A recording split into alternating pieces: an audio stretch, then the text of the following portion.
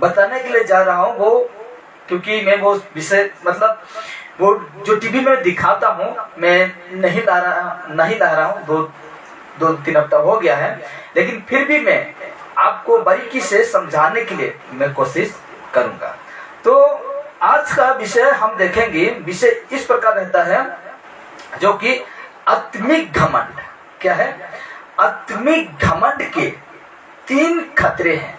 जो आत्मिक रीति से जो घमंड करते हैं ना, उनके लिए खतरा हो सकता है। 3 कारण, मैं 3 कारण आपके पास रखूंगा।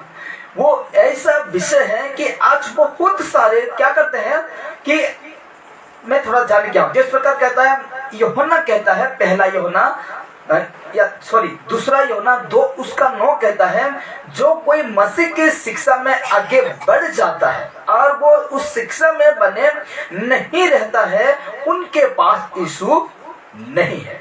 उनके पास यीशु नहीं है, लेकिन उसके पास यीशु रहता है जो उसका आज्ञा में, उनका शिक्षा में बना रहते हैं। उनके पास पिता भी रहता है, पुत्र भी रहता है। हालेलुया।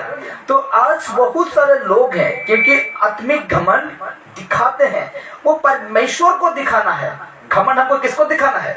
परमेश्वर को दिखाना है। लेकिन लोग आज क्या करते हैं, लोगों को आत्मिक घमंड दिखाते हैं कि मैं इतना जानता हूं, कि मैं इतना करता हूं, कि मैं इतना समझता हूं। इस प्रकार लोगों को क्या करते हैं? घमंड दिखाते हैं। जिस प्रकार संसार का चीज अगर हम लोग का पास हो जाता है तो हम लोग क्या बन जाते हैं? एक एक व्यक्ति घमंडी बन जाता है। क्या बन जाता है? घमंडी बन जाता है। किसी के पास घर नहीं रहता है, अगर उसके पास अगर घर बन जाता है, उसका बातचीत रहन सहन क्या हो जाता है? अलग हो जाता है। पहले कितना मस्त से बात करता था, कितना मस्त से लोगों के साथ मिलजुल कर रहता था, लेकिन अब उनके पास कुछ हो गया है, या तो पैसा हो गया, या तो घर हो गया, या तो गाड़ी हो गया, तो कुछ भी हो गया है। इसीलिए लोग थोड़ा क्या होते हैं? घमंडी बन जाते हैं और घमंड दिखाने लगते हैं। हम उसी से जान जाते हैं कि व्यक्ति क्या बन गया? घमंडी बन गया। क्योंकि आजकल बातचीत ठीक से नहीं करता है। आजकल लोगों के साथ बातचीत यानी मिलना जुलना जिस प्रकार प्रेम से रहता था, आज वो व्यक्ति नहीं रहता है। इसीलिए उसी प्रकार जिस प्रकार हम शारीरिक के प्रति घमंड करते हैं, शारीरिक वस्तु के प्रति घमंड करते हैं, लोगों के प्रति, लोगों को दिखाते हैं, आज भी वो व्यक्ति है, आज आत्मिक व्यक्ति है जो कि लोगों को क्या करते हैं? घमंडी दिखाते हैं। मैं तो सब कुछ जानने वाला व्यक्ति हूँ, मैं सब कुछ जानता हूँ, मैं सब कुछ करता हूँ। ना किसी से नहीं सीखते हैं, ना किसी से नहीं सुनते हैं। इसको कहते हैं आत्मिक घमंड। आत्मिक घमंड। तो उसके प्रति आज हम बातें करेंगे। तो इस प्रकार आज हम सीखेंगे, बहुत ही महत्वपूर्ण विषय पर बातें करेंगे आज, जिस विषय को मैंने बताया है, जिसको कहते हैं आत्मिक घमंड। और 3 प्रकार से उसका खतरा हो सकता है। अगर 3 प्रकार से ये सारे मैं अभी बताऊंगा वो कौन कौन सा बातें हैं, तो वो करता है तो उनके लिए खतरा हो सकता है। उनके लिए क्या हो सकता है? खतरा हो सकता है। तो कहता है इन विषय पर हम बातें करेंगे, और वो आत्मिक घमंड है। और 3 प्रकार का मैं विषय दिखाऊंगा आपको, बाइबल से प्रूफ करूंगा, वचन से प्रूफ करूंगा, और मैं आपको बताऊंगा और सिखाऊंगा। क्योंकि मैं बिना बाइबल का नहीं सिखाता हूं, ना मैं बाहर जाता हूं। और ऐसा अनुभूति मुझे परमेश्वर यीशु मसीह नहीं देते हैं, और बाइबल भी हमें नहीं देता है। Hallelujah, hallelujah. तो देखते हैं आज का विषय। तो इस प्रकार लिखा जाता है, नीति वचन 13 उसका 18, जो कि लिखने वाला राजा सुलेमान है। जो नीति वचन हम पढ़ते हैं, नीति वचन जब हम पाते हैं, तो उसको लिखने वाला एक व्यक्ति है, उसका नाम है सुलेमान। सुलेमान। तो नीति वचन 13-18, तो हम देखते हैं उस वचन में। तो अगर कोई मिलता है तो पढ़िए। नीति वचन उसका 13 उसका 18 को पढ़ेंगे। किसी को मिल गया तो आप पढ़ सकते हैं, और हम सब कोई सुनेंगे इस वचन को, ठीक है? नीति वचन 8 उसका 13 उसका 18 को पढ़ेंगे। जो शिक्षा को सुनी अनसुनी करता है, वहाँ निर्धन होता और अपमान पाता है। इस प्रकार यहाँ लिखा जाता है, नीति वचन 13 का हम कितना पढ़े? 18। ठीक है। तो इस प्रकार इस जगह में लिखा जाता है, बहुत अद्भुत बातें को लिखता है राजा सुलेमान लिखता है इस जगह में। मैं भी थोड़ा पढ़ता हूं। तो लिखा जाता है 13 का 18 में इस प्रकार लिखा जाता है। तो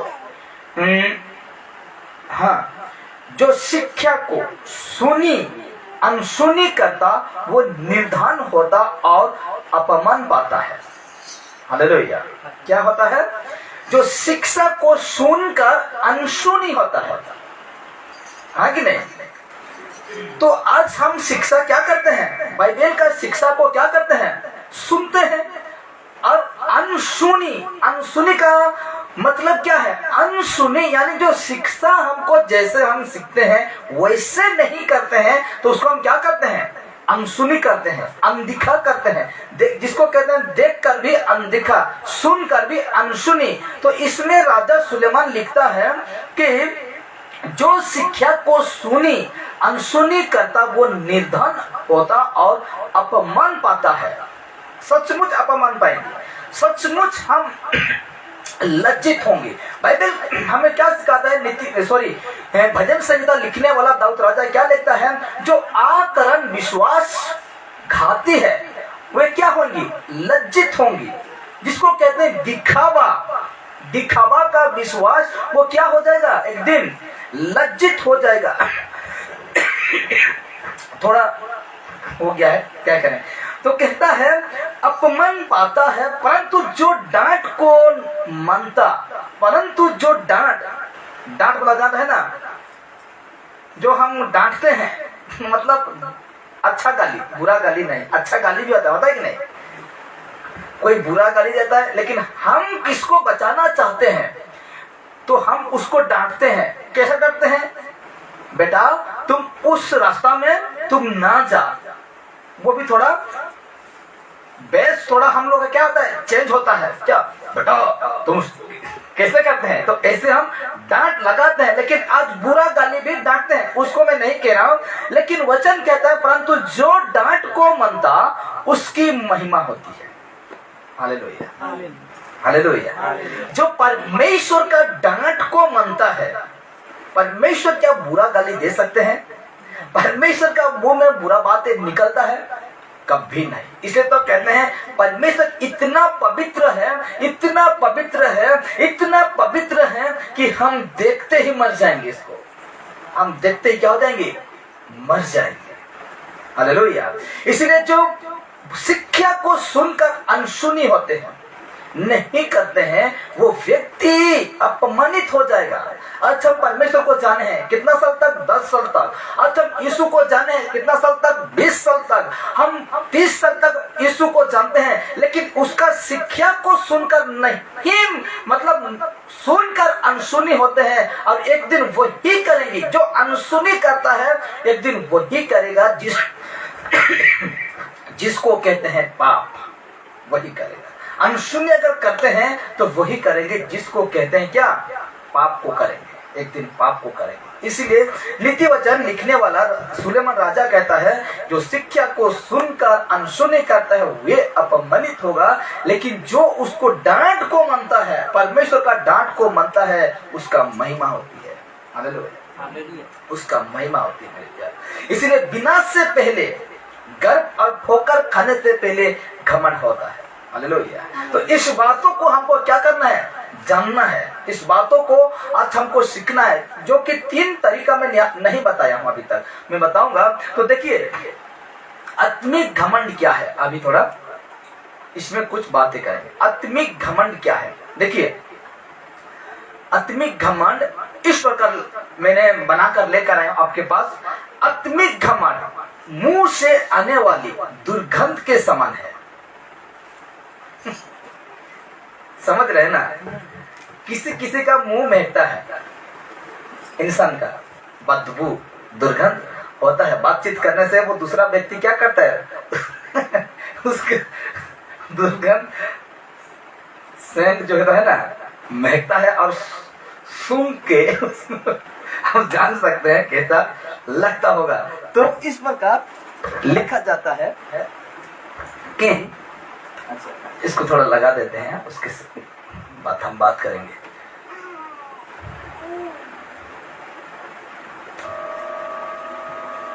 चिक चिक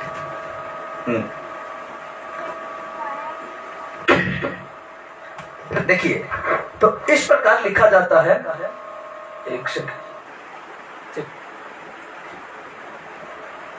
हेलो हेलो, चेक चेक, हाँ। तो इसमें हम मैंने इस प्रकार लिखा था कि आत्मिक घमंड। आत्मिक घमंड क्या है? तो आत्मिक घमंड मुंह से आने वाली दुर्गंध के समान है, जो कभी भी उसे नहीं पता चलती कि जिसके मुंह से वो बदबू आ रही है। उसको पता नहीं चलता कि उसका मुंह से क्या आ रही है, बदबू आ रही है। ये सभी प्रकार के घमंड से बढ़कर है मेरे प्यार। क्या है? देखिए, एक व्यक्ति तब तक नहीं जानेगा, जानता है लेकिन कम जानने पाते हैं कि मैं तो हर समय कोलगेट ब्रश करता हूँ, उसको लगता होगा, लेकिन जो उसका सामने रहता है ना, उसको पता चलता है कि तेरा मुंह से क्या आ रहा है, बदबू आ रहा है, बदबू आ रहा है। तो एक कहानी की तरह मैं समझा रहा हूँ कि इस प्रकार यीशु उदाहरण की रीति से लोगों को क्या करता था, समझाता था कि वो स्वर्ग के राज्यों के बातों को जाने व्यक्ति, उनको जिस एंगल में इंसान को देखता था ना, उसी एंगल को लेकर वो समझाता था। तो उसी प्रकार कहते हैं ये आत्मिक घमंड एक ऐसा कैंसर के समान है। क्या है? एक आत्मिक घमंड एक ऐसा कैंसर के समान है जो व्यक्ति को अंदर ही अंदर खोखला करता है।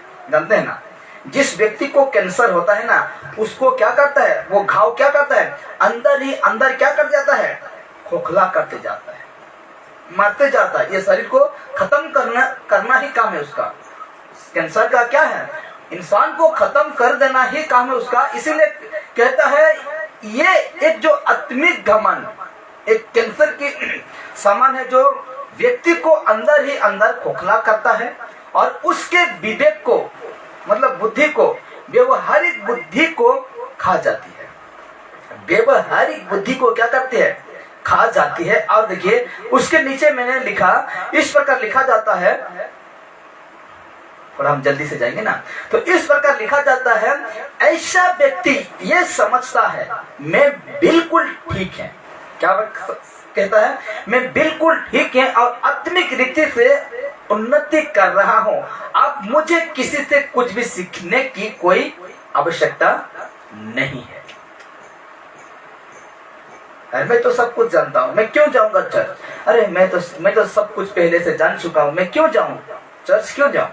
इसको पता नहीं है कि क्या कहते हैं, जो जिस प्रकार कैंसर जिसके अंदर होता है, वो अंदर ही अंदर इसको क्या कर जाता है, खोखला करते जाता है। ये व्यक्ति भी स्वयं वैसा है कि वो खुद घमंड करता है कि मैं सब कुछ जानता हूं, आज का विषय क्या होगा, आज का वचन क्या होगा, ये सारे मैं तो जान चुका था, ये सारे मैं तो कर चुका था, कहकर ये व्यक्ति ऐसे सोचता है कि आप मुझे किसी से कुछ भी सीखने की कोई आवश्यकता नहीं है, कोई आवश्यकता नहीं है। हालेलुया। ऐसा क्या करते हैं, सोचते हैं कि मुझे आप सीखने के लिए कोई आवश्यकता नहीं, चर्च जाने के लिए कोई आवश्यकता नहीं, क्योंकि मैं सब कुछ कर लूंगा, मैं सब कुछ जानता हूं, मैं पढ़ने लिखने सब कुछ जानता हूं। इस प्रकार लोग क्या करते हैं, घमंड करते हैं। लेकिन अभी भी मैं वो घमंड क्या है, मैं अभी तक मैं वो विषय को बनाया है ना, तो उन तक नहीं पहुंचे हैं, जो कि आपको मैं बताऊंगा। तो कहा जाता है हर प्रकार के घमंड से परमेश्वर घृणा करता है। ये बातों को ध्यान रखिएगा। हर प्रकार का घमंड से परमेश्वर क्या करता है, घृणा करता है। जो कुछ के लिए तू घमंड कर, परमेश्वर घृणा करेगा, परमेश्वर घृणा करता है। क्यों? देखिए वचन कहता है, नीति वचन निकालिए, नीति वचन 8 उसका 13, मैं भी निकालता हूं। नीति वचन 8 उसका 13 इस प्रकार कहता है कि परमेश्वर हर प्रकार का घमंड से क्या रखते हैं? घृणा रखते हैं। तो 8:13 को पढ़ते हैं तो इस प्रकार लिखा जाता है, यहोवा का भय मानना बुराई से बेर रखना है, घमंड अहंकार और बुरी चाल से और उलट फेर की बात से भी वे बेर रखते हैं। Hallelujah, hallelujah. तो ये भी दिखाता है कौन?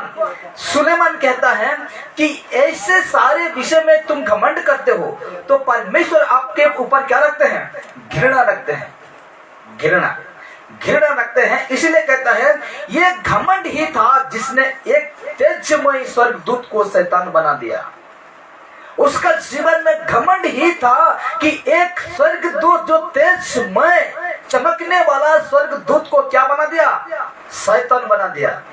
घमंड, उसका जीवन में वो घमंड ही तो उत्पन्न हुआ और उस व्यक्ति को शैतान बना दिया। इसलिए परमेश्वर हमको सिखाते हैं इस जगह में कि आज हमको किसी बातों के प्रति घमंड करना नहीं है, लोगों के सामने हमको घमंड करना नहीं है। यही घमंड था जिसने एक ज्योतिर्मय स्वर्गदूत को क्या बना दिया? शैतान बना दिया मेरे प्यारे। जिसको कहते हैं आज हम लूसीफर, जिसको कहते हैं आज हम भूत, जिसको कहते हैं आज हम नाना प्रकार का नाम देते हैं, इब्लीस, पुराना सा, अजगर, ये जितना है एक ही नाम है उसका, वो है लूसीफर। हालेलुया। वो उनका ये सब कुछ बनना ये था उसका मकसद, उसका पीछे ये मकसद था कि उनका जीवन में घमंड ही उत्पन्न हुआ, घमंड उत्पन्न हुआ। इसलिए कहता है घमंड से कभी किसी का भला नहीं होता या नहीं हुआ। हालेलुया। घमंड से किसी का भला कभी नहीं होगा। अभी तक हुआ है? नहीं हुआ होगा, और हो भी जाएगा तो जाएगा ज्यादा दिन तक वो नहीं ठहरने पाएगा। जो घमंड किया वो गया। जिस चीजों के प्रति तुम घमंड कर रहे हो ना, वो चीज ही परमेश्वर आपके हाथ से छीन के ले जाएगा, छीन के ले लेगा। इसलिए हमको कोई भी चीजों की प्रति हमको घमंड करना नहीं है। इसीलिए कहता है, बाइबल बताता है पृथ्वी और जो कुछ इसमें है सब परमेश्वर का है। परमेश्वर का दिया हुआ चीज में हम परमेश्वर को या लोगों को हम घमंड करेंगे तो परमेश्वर क्या कर देगा? हमको वही चीजों को छीन कर ना ले जाएगा? ले लेगा कि नहीं? ले लेगा मेरे प्यारे।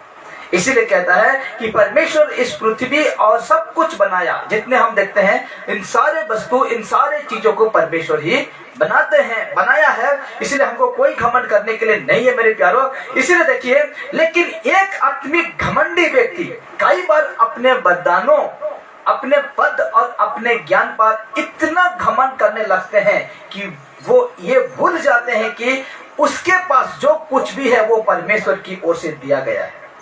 हालेलुया। कौन? आत्मिक घमंडी व्यक्ति कई बार वरदानों, अपने पद और अपने ज्ञान पर इतना घमंड करने लगते हैं कि वो ये भूल जाते हैं कि उसके पास जो कुछ भी है वह परमेश्वर की ओर से दिया गया है। जो कुछ मुझे मिला है वो परमेश्वर की ओर से दिया गया है। जो कुछ आपको मिला है वो परमेश्वर की ओर से दिया गया है।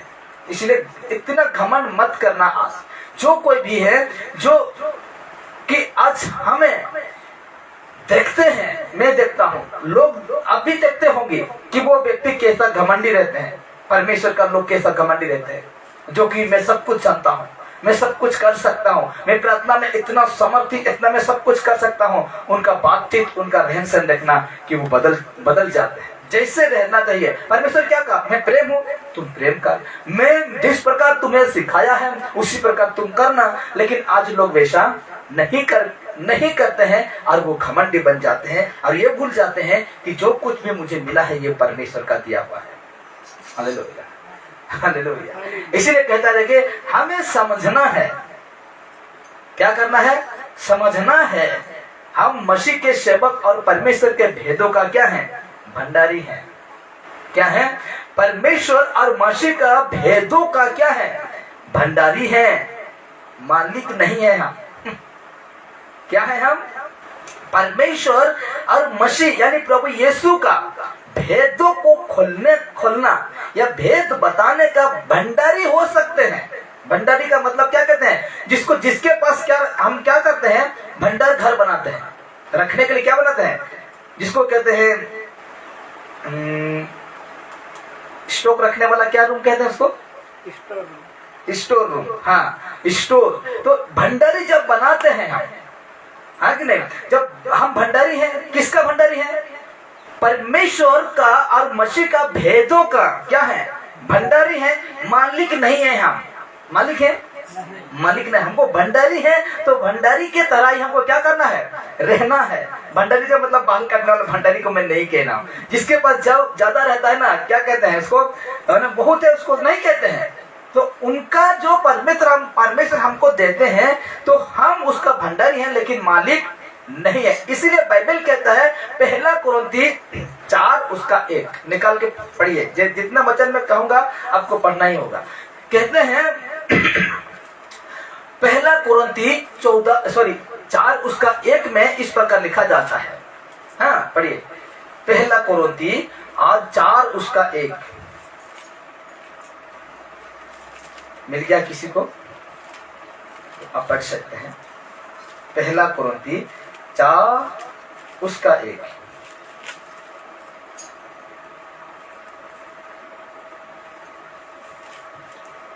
मनुष्य हमें मसीह के सेवक और परमेश्वर के भेदों के भंडारी समझे। कौन? मनुष्य। लिखा गया ना, स्पष्ट लिखा गया है, मनुष्य हमें, किसे? हमें मसीह के सेवक और परमेश्वर का भेदों का भंडारी समझे। क्या लिखा गया है? हमें क्या समझे? मनुष्य हमें क्या समझे? परमेश्वर का और मसीह का भेद का भंडारी समझे, मालिक नहीं। लोग आज क्या करते हैं? मैं मालिक हूं, मैं आत्मिक पिता हूं तेरा। लेकिन बाइबल हमें कहता है आत्मिक पिता एक ही है, वो है परमेश्वर।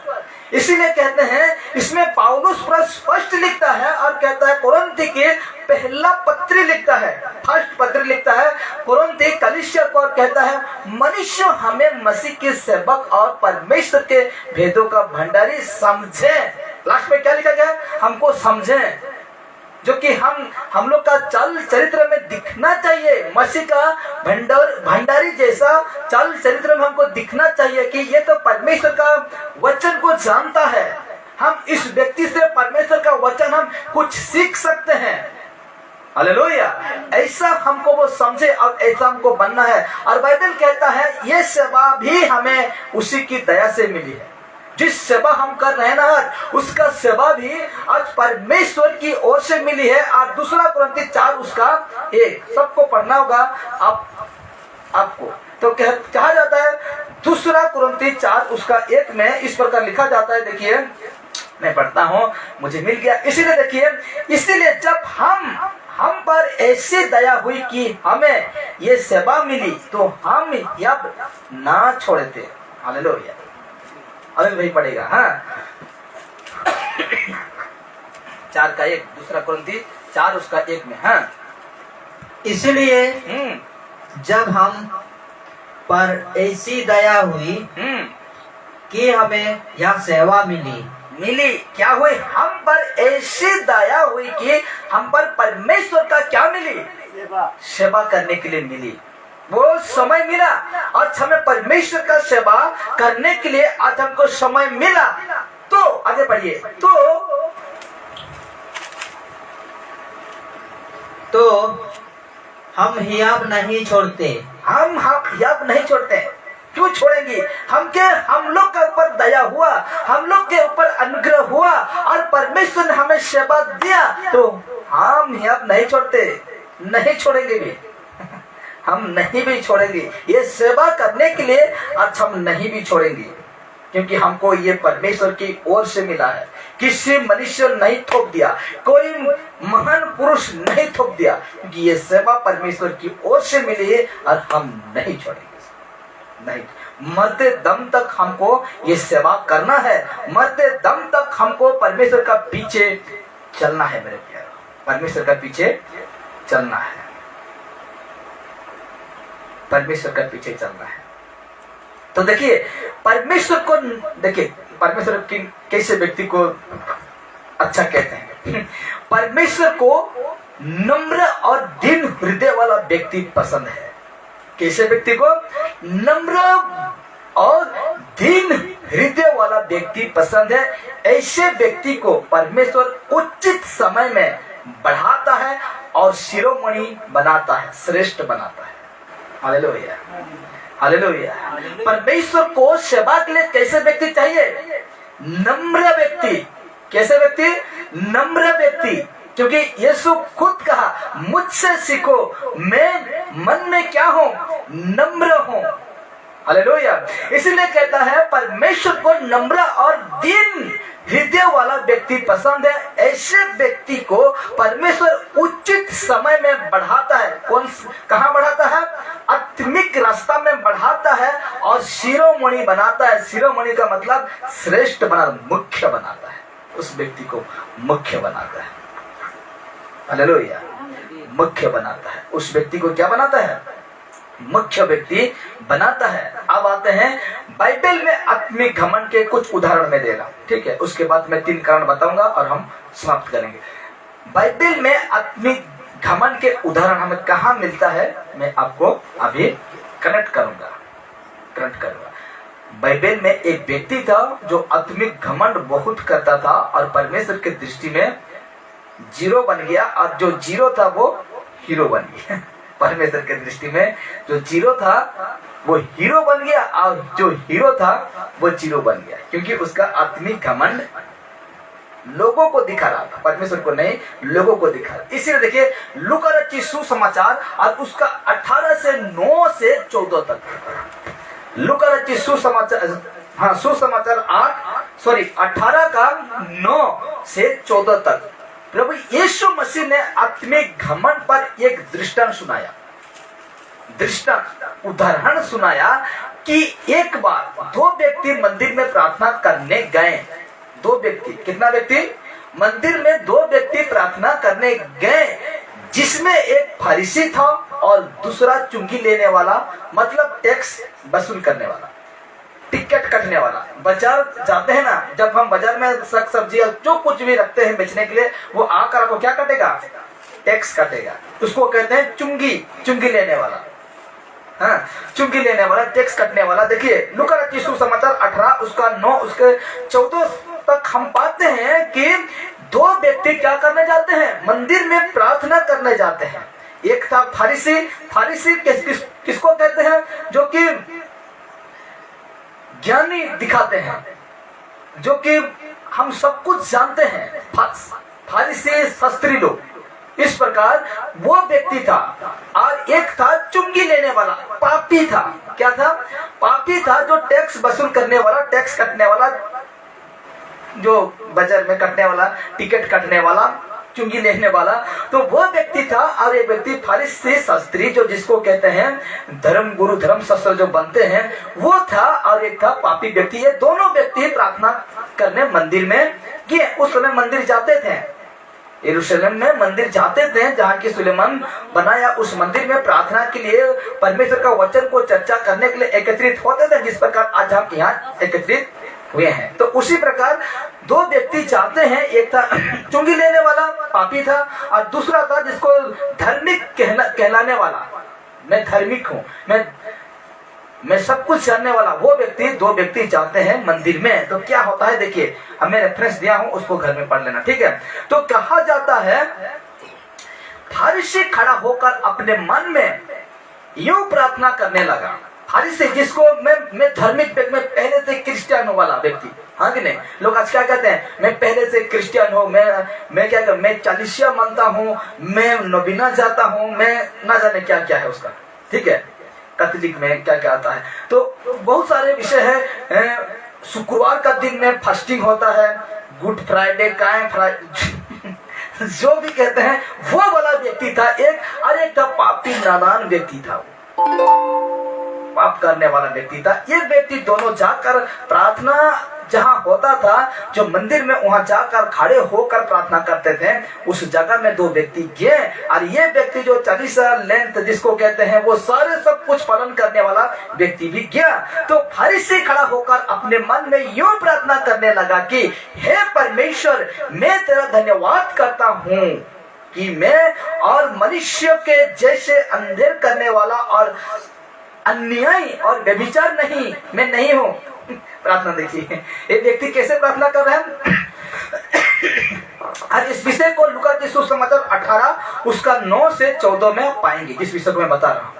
तो कहता है फरीसी का, देखिए, जो जन्म से क्रिश्चियन, मैं सब दिन प्रार्थना करने वाला, मैं सब कुछ पालन करने वाला व्यक्ति, देखिए इस प्रकार कहता है कि हे परमेश्वर, मैं तेरा धन्यवाद करता हूँ कि मैं और मनुष्य के जैसे अंधेर करने वाला और अन्यायी और व्यभिचारी नहीं हूँ प्रभु। ये प्रार्थना कर रहा है फरीसी, जो जिसको धार्मिक कहते हैं। ये व्यक्ति मंदिर में खड़ा होकर कहता है, मनुष्य जैसा है प्रभु, दुनिया का मनुष्य और अंधेर करने वाला, दुख पहुंचाने वाला, अन्यायी, दूसरे लोगों का अन्याय करने वाला और व्यभिचारी में परमेश्वर नहीं हो। इस प्रकार वो क्या कर रहा है, वो फरीसी क्या कर रहा है, खड़ा होकर क्या कह रहा है, वो प्रार्थना कर। कैसे प्रार्थना कर रहा है कि जैसे मनुष्य का चरित्र है प्रभु, दुनिया का चरित्र से लिप्त है, वैसे नहीं, और जैसे अन्यायी लोग अन्याय करते हैं, गलत करते हैं, मैं वैसा नहीं हूँ, अविचारी नहीं हो प्रभु। ऐसा कहकर वो व्यक्ति खड़ा होकर हाथ जोड़कर क्या कर रहा है, प्रार्थना कर रहा है। और दूसरा व्यक्ति को देखिए जो पापी है, वो व्यक्ति को देखिए कैसे प्रार्थना करता है। और वो व्यक्ति क्या कर रहा है, और ना इस चुंगी लेने वालों के समान हो। दोनों खड़े हैं वहां, और ऐसा प्रार्थना करता है, और ना इस चुंगी लेने वालों के समान हो, मैं सप्ताह में 2 बार उपवास करता।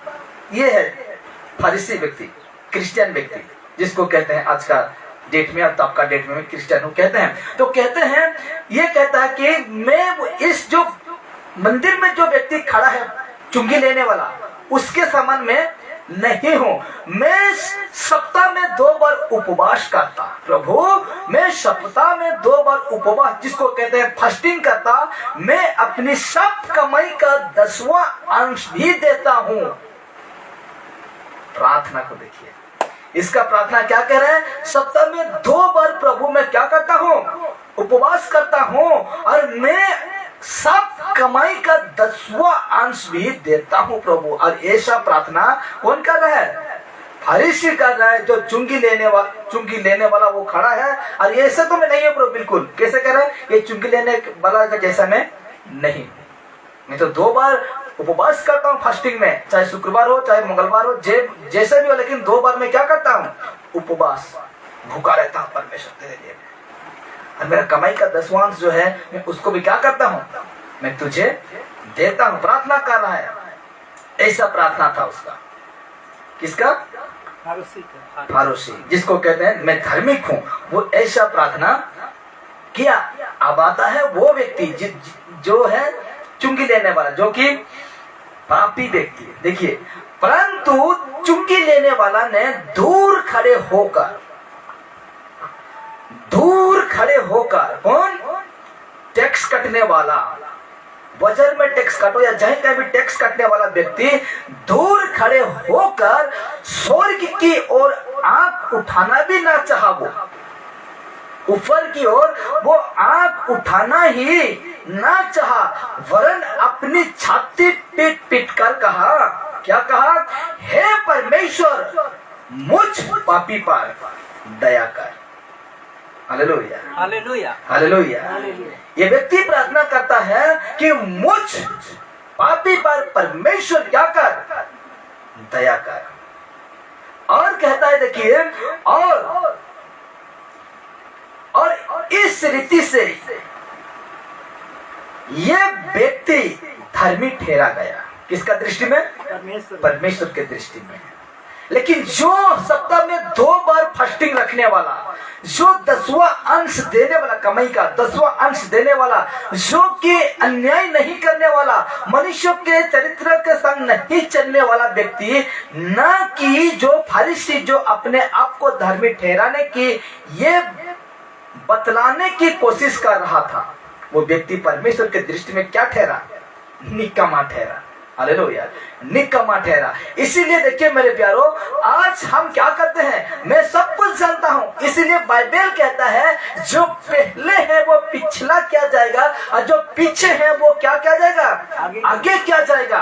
क्योंकि आगे वाला का घमंड हो गया है, आगे वाला जो है ना वो घमंड हो गया है, वो मुकर चुका है, वो पूरा सटिया चुका है। इसीलिए मैं उसको पीछे कर दूंगा, और जो पीछे है ना मैं उसको आगे कर दूंगा, और जो उसके पास है उससे भी और लिया जाएगा, और उसी को दिया जाएगा जो आगे जाएगा पीछे वाला। हालेलुया। इसलिए मेरे प्यारो, आज हम क्या देखते हैं इसमें? हम देखते हैं तो कहता है फिर प्रभु यीशु ने कहा, जो कोई अपने आप को बड़ा बनाएगा, जो कोई अपने आप को बड़ा बनाएगा वो छोटा किया जाएगा, और जो अपने आप को छोटा बनाएगा वो बड़ा किया जाएगा। हालेलुया। यह यीशु मसीह का मुंह से निकला हुआ शब्द कहता है, जो कोई आज इस संसार में खुद को बड़ा कहलाता है ना, घमंड जिसका ऊपर रहता है, वो व्यक्ति मैं बड़ा हूं, मैं ऐसा हूं, मैं वैसा हूं कहने वाला व्यक्ति मेरे प्यारो, आज उस दिन जानने पाएंगे, वो महत्वपूर्ण बातों को उस दिन जानने पाओगी। ये बाप रे, मैं यहाँ मैं तो सबसे पीछे बैठता था, वो तो प्रचार करता था, अब वो वहां ऐसे आपको देखने के लिए मिलेगा। हालेलुया। उस दिन हम क्या कहेंगे? बाप रे, मैं यहाँ हूँ, राजगद्दी में बैठा हूँ, और वो आग में झूल रहा है। ऐसा आप देखने पाएंगे। इसीलिए कहता है, देखिए, हाँ, जिस दृष्टांत को हम पाए 18 का 9 से 14 में, लूका के सुसमाचार 18 का 9 उसका 14 में जिस विषय को हम देखें, इस बात नहीं पढ़े लेकिन आप घर में पढ़ सकते हैं। ये दृष्टांत बताता है, कुछ लोग स्वयं पर भरोसा करते हैं, खुद पर क्या करते हैं? भरोसा करते हैं। लेकिन मेरे प्यारो देखिए, दूसरों को कोई जरूरत नहीं, ऐसा कुछ वो विश्वास करते हैं, मैं सब कुछ हूँ, और दूसरा व्यक्ति को कुछ भरोसा नहीं रखते हैं, वे घमंड और अहंकारी से भरे हुए होते हैं। Hallelujah, hallelujah. जो सच्चे हैं उसके साथ हमको हाथ मिलाना है कि नहीं? मिलाना है। उसके कंधों पर कंधे रखकर हमको परमेश्वर का काम को करना है कि नहीं? करना है। लेकिन आज का मैं ही सब कुछ कर लूंगा, मैं ही सब कुछ बता दूंगा, ऐसा नहीं। मैं यहाँ सब कुछ क्या कहते हैं, अभी मैं यहाँ आपको सिखा रहा हूँ, ठीक है? इस मंडली में अभी मैं यहाँ सिखा रहा हूँ। जैसे आप सीख कर मजबूत करता है परमेश्वर, तो यहाँ मुझे आने की जरूरत नहीं है। आप खुद यहाँ स्ट्रॉन्ग बनकर परमेश्वर में जड़ पकड़कर आप दूसरों को सिखाएंगे, आगे नहीं? अपना फल मतलब क्या कहते हैं, फल होगा, फिर हम बीज छीटेंगे, फिर फल होगा। तो उसी प्रकार अब यहाँ एक व्यक्ति खड़ा हुआ, कल वहां एक व्यक्ति खड़ा होगा, कल वहां एक व्यक्ति खड़ा होगा, तब जाकर परमेश्वर का काम जल्दी से जल्दी लोगों तक क्या होगा? पहुंचने पाएगा। और खुद बॉस बनेंगे, खुद हम कब्जा करके रखेंगे, तो परमेश्वर काम कैसे आगे बढ़ेगा? नहीं बढ़ेगा। लेकिन आज हैं ऐसे लोग, खुद को ये करने वाला, हमको तैयार करना है। और देखिए, तैयार जो एक व्यक्ति को सेवा तब मिलता है, एक व्यक्ति को सेवा तब मिलता है जिसके अंदर ये इच्छा रहता है, जिसके अंदर परमेश्वर काम को करने के लिए इच्छा चाहत रखते हैं, तब जाकर परमेश्वर हमको क्या करता है? सेवा देता है, नहीं तो हमको सेवा नहीं देता। इसलिए देखिए, हम समाप्ति को आगे कहता है, उनकी नजर में उनके कर्मों से वे अपनी धार्मिकता खरीद सकते हैं, लेकिन ध्यान रखना, और धर्म ठहर सकते हैं। ऐसे लोग अपने आप को समझते हैं कि वे जैसे भी हैं परमेश्वर की दृष्टि में अच्छी हैं। जैसे ये व्यक्ति क्या कहा कि मैं 2 बार फास्टिंग रखता हूँ, मैं दक्षिणांश देता हूँ, मैं वो व्यक्ति की तरह नहीं हूँ, मैं अच्छा हूँ, परमेश्वर मेरे प्रार्थना सुन। देखिए वो व्यक्ति, लेकिन जो पापी था उसको परमेश्वर धन्य कहा। और ऐसे व्यक्ति ऐसा सोचते हैं कि मैं परमेश्वर के दृष्टि में क्या हूँ? सही हूँ।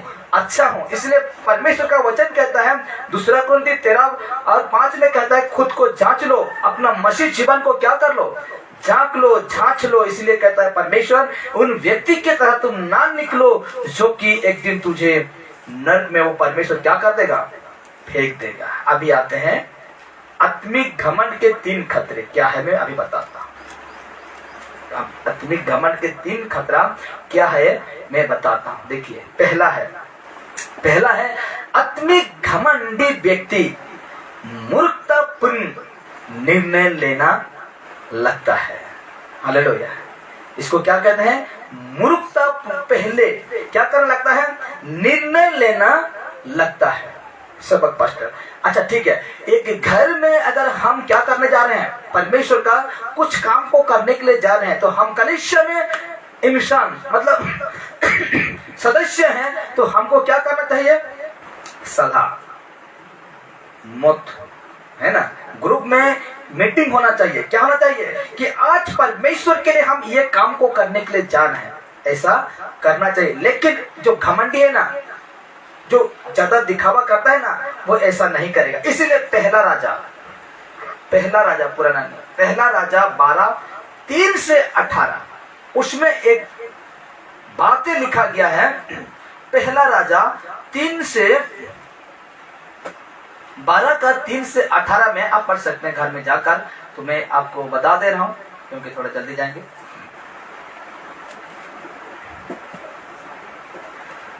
बुद्धिमान राजा कौन था, सुलेमान की मृत्यु के बाद जब उसका पुत्र रहबियम राजा बना। सुलेमान का बेटा कौन था, रहबियम। हाँ, रहबियम। जब सुलेमान खत्म हो गया तो राजा बना कौन, उसका पुत्र रहबियम राजा बना। तो इस्राएल की प्रजा उससे आकर विनती करने लगे कि उन्हें थोड़ा विश्राम चाहिए। किससे, रहबियम जो सुलेमान का बेटा था, उससे जब राजा बना तो उसको थोड़ा क्या करना चाहिए था, विश्राम चाहिए था। तो कहता है तब रहबियम ने आत्मिक लोगों और बुद्धिमान लोगों से सलाह नहीं ली। जो आत्मिक व्यक्ति थे ना, जो बुद्धिमान व्यक्ति थे ना, उनसे सलाह नहीं ली और अपने मूर्ख मित्रों को सलाह लेकर उन इस्राएली प्रजा से कहने लगा, मेरी सबसे छोटी उंगली मेरे पिता के कमर से मोटी है। तो बात है, क्या कहता है, मेरे सबसे छोटी उंगली मेरे पिता के कमर से क्या है, मोटा है।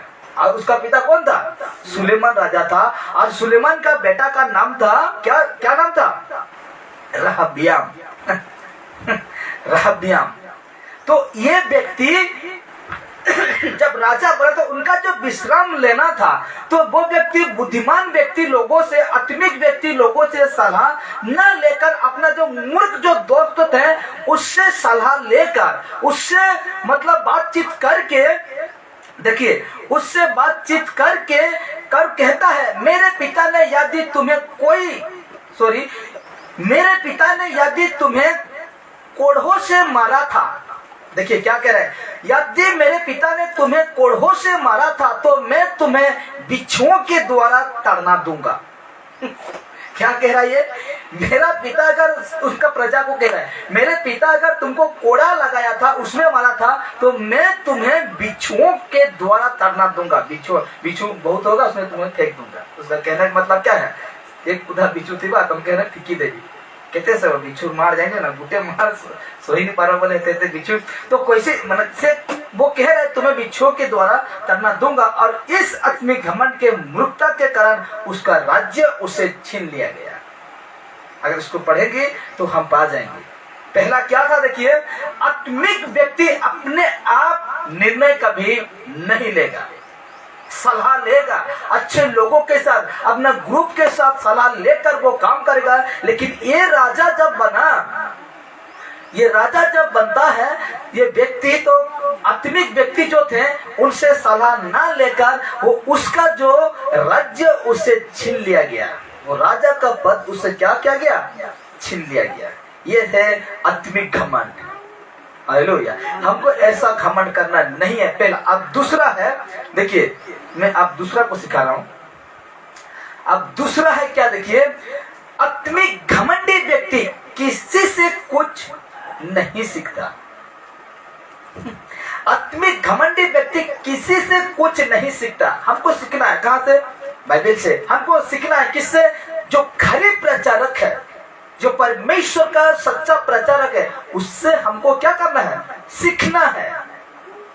हालेलुया। सीखना है, हमको परखना है। कौन सा पास्टर जो है, कौन सा सेवक जो है, उनको हमको परखना है कि ये व्यक्ति जो सचमुच में यीशु का सेवक है, ऐसे परखना है। अगर हम बाइबल के हिसाब से पाते हैं तो हमको उससे बाइबल वचन क्या करना है?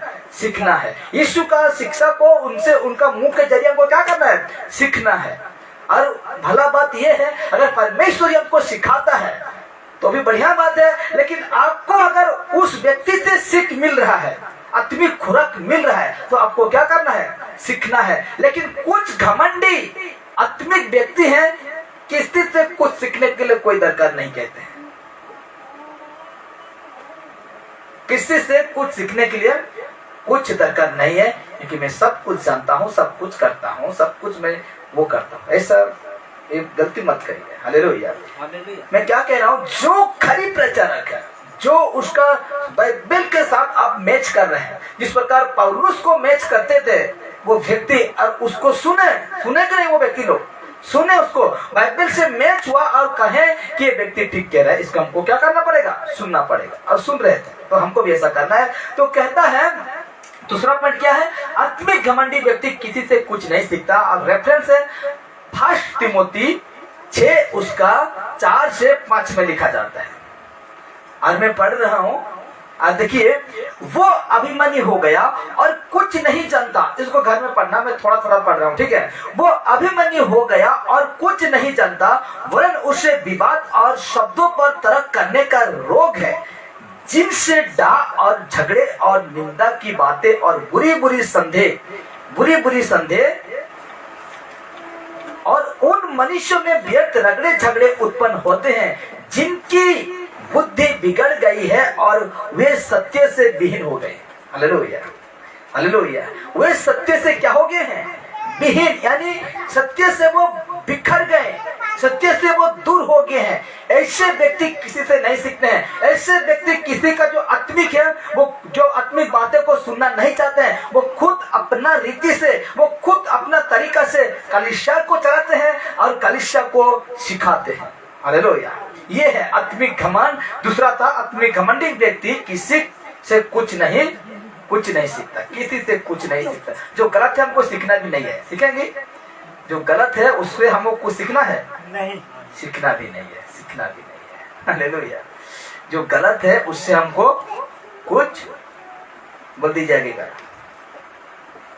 जो गलत है उससे हमको कुछ सीखना नहीं है। हालेलुया। हमको बिल्कुल ऐसे व्यक्ति से कुछ सीखना नहीं है, क्योंकि एक सेकंड कहाँ चला गया मेरा?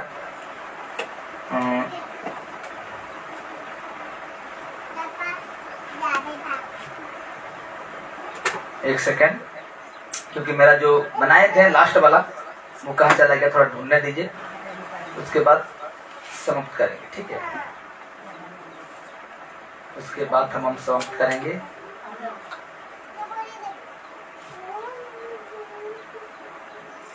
ध्यान रखिएगा, क्योंकि जो गलत व्यक्ति है, जो परमेश्वर का वचन को खींच तान कर सिखाने वाला व्यक्ति से हमको सीखना ही नहीं है, हमको सीखना ही नहीं है। और अगर हम वैसा करते हैं तो ठीक है, अगर वैसा करने नहीं पाते हैं तो हम जरूर, हम लोग खतरे में हो सकते हैं, खतरे में पड़ सकते हैं मेरे प्यारों। इसीलिए लास्ट वाला हम देखेंगे। अभी लास्ट वाला है, देखिए,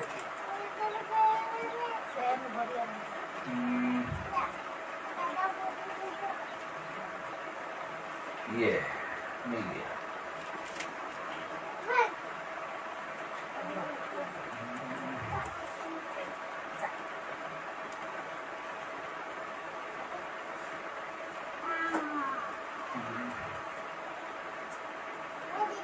पहला था आत्मिक घमंडी व्यक्ति मूर्खता महत्वपूर्ण निर्णय लेता है, सलाह नहीं लेता है।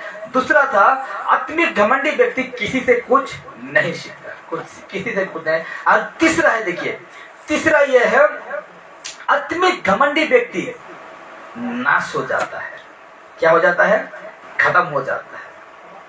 हम भी खत्म होंगे, वो भी खत्म, सब कोई खत्म होंगे, लेकिन ऐसे जगह में नाश होगा, बहुत पछताएगा।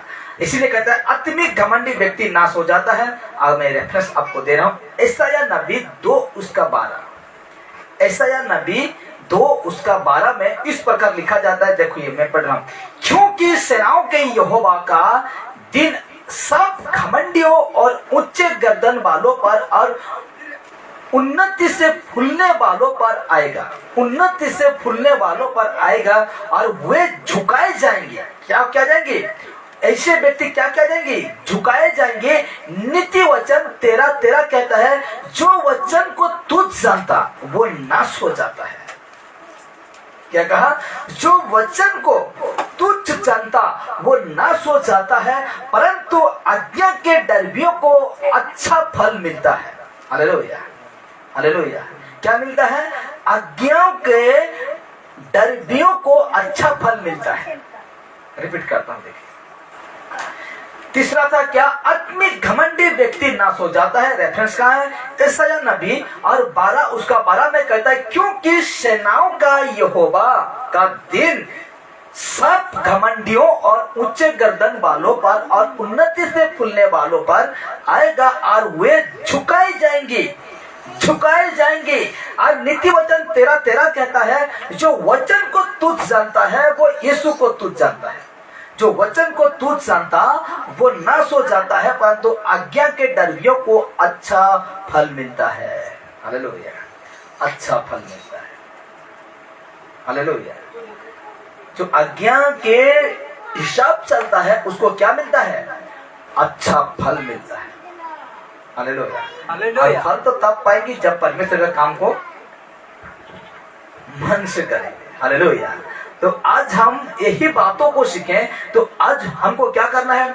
आत्मिक बातों में लोगों के प्रति हम परमेश्वर से घमंड करेंगे। मैं परमेश्वर से घमंड करूंगा, दाऊद राजा कहता है, लेकिन आज हमको घमंड करना है परमेश्वर के प्रति। लेकिन हमें लोगों के सामने मैं जानता हूं, मैं करता हूं, ऐसा घमंड करने के लिए कोई दरकार नहीं है। इसलिए आज हम लोग का जीवन में ये 3 आत्मिक घमंड खतरा बन सकता है। Hallelujah, hallelujah. इसलिए मेरे प्यारों, आज हमें यही सीख मिला कि आज हमको आत्मिक घमंड नहीं करना चाहिए, या शारीरिक घमंड लोगों के सामने हमको नहीं करना चाहिए। इसलिए आइए हम प्रार्थना के आते हैं। परमेश्वर का धन्यवाद हो। आज इसको हम बंद करेंगे अभी फेसबुक, और हम प्रार्थना कराएंगे। पिता परमेश्वर